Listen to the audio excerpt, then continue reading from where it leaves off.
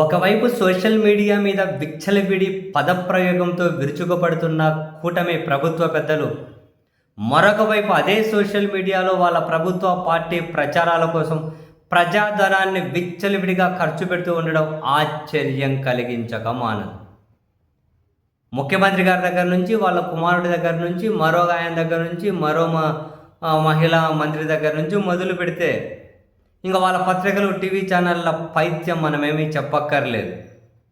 ఆ సోషల్ మీడియాను ఏదో ఇంకా ఒక రాక్షసత్వంగా చిత్రీకరించే ప్రయత్నం చేస్తూ ఉంటారు. బట్ వాళ్ళకు వ్యతిరేకంగా ఎక్కడన్నా కనుక కనిపించేది మాత్రమే, వాళ్ళకు అనుకూలంగా ఉన్నదంతా కూడా పరమ పవిత్రంగానే ప్రమోట్ చేస్తూ ఉంటారు.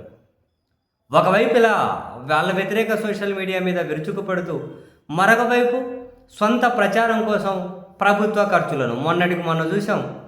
ఏకంగా 85 మంది 90 మంది రిక్రూట్మెంటు, అందులో 2.5 లక్షల జీతాలు తీసుకునే వాళ్ళు 2 లక్షల జీతాలు, 1,50,000 జీతం, 1,75,000 జీతం, ఇంతమంది రిక్రూట్మెంట్ ప్రభుత్వం తరపున. తాజాగా ఇంకో ఉత్తర్వు, ప్రతి మంత్రికి ఇంతకుముందు 2 సోషల్ మీడియా వాళ్ళను 1 ఇయర్ పాటు నియమించుకోవచ్చు అని చెప్పి ఉత్తర్వులు ఉండేటివి. ఇప్పుడు ఆ ఉత్తర్వులను సవరించి వీళ్ళే ఇచ్చారు కానీ సంవత్సరం కిందట. ఇప్పుడు ఆ ఉత్తర్వులను మరింత సవరించుకుంటూ వాళ్ళు మంత్రిగా ఉన్నంతకాలం ఒక సోషల్ మీడియా ఎగ్జిక్యూటివ్, ఒక సోషల్ మీడియా అసిస్టెంట్ పెట్టుకోవచ్చు. వాళ్ళకు ప్రభుత్వం జీతాలు, మిగిలిన భత్యాలు అన్నీ కూడా చెల్లించుకుంటూ ఉంటారు. ఒకవైపు ప్రభుత్వం తరపున జనరల్ అందరి రిక్రూట్మెంట్, ఒకవైపు ఇండివిజువల్గా మంత్రులకు రిక్రూట్మెంట్, మరొక వైపు అధికారులకు రిక్రూట్మెంట్, మరొక వైపు ఎమ్మెల్యేలకు రిక్రూట్మెంట్. ఎక్కడికక్కడ అవన్నీ కాదని చెప్పి మళ్ళీ వాళ్ళ పార్టీ కోసం పనిచేసే వేల అకౌంట్స్ ఇంకా వాళ్ళ పత్రికలు, టీవీ ఛానళ్ళు చెప్పక్కర్లేదు. ఇంత పరంజామా పెట్టుకొని మీరు గమనించండి, అధికారంలో ఉండి కూడా నిజాల వైపు కాకుండా ఎక్కువ దుష్ప్రచారం వైపే మొగ్గు చూపుతూ ఉంటారు. అటువంటి దుష్ప్రచారాన్ని ఎక్కువగా చేస్తూ ఉంటారు. విచ్చలవిడిగా దుష్ప్రచారం చేసి అధికారంలో ఉండి వాళ్ళు ఒక్కసారి చేసే ప్రచారాన్ని చూస్తే అసలు అధికారంలో ఎవరున్నారో మనకు తెలియదు.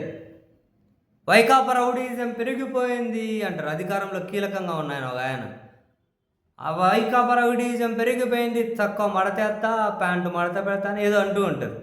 అధికారంలో ఎవరున్నారు? జనరల్గా అసలు కళ్ళ ముందు కనిపిస్తున్న దారుణాలు చేస్తున్నది ఎవరు?